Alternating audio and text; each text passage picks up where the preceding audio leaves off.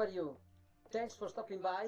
If you want to learn how to do an amazing, beautiful pizza dough with wholemeal flour from sourdough ferments, then keep going watching, because this is the first steps that I'm going to show you just in this video.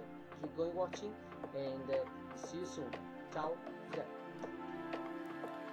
In this lesson we are going to master how to prepare the yeast for our homemade pizza.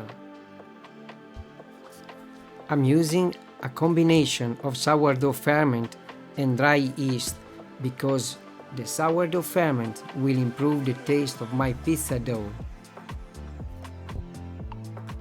Then first I need to refresh my ferments. I'm using fresh water and strong white flour, and I mix them well.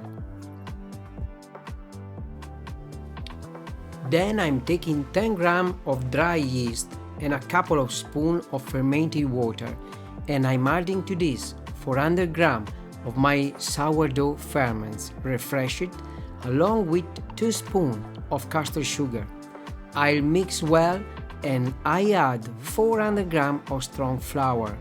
Now I only need to wait half an hour and I can use my new yeast in the pizza dough, and the pizza dough will be fantastic.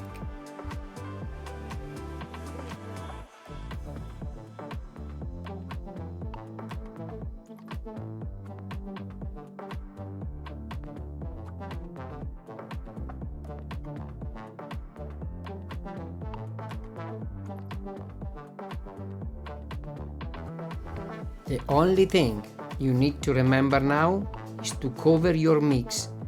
Do not let it become dry. Cover it with cling film and wait half an hour before use it.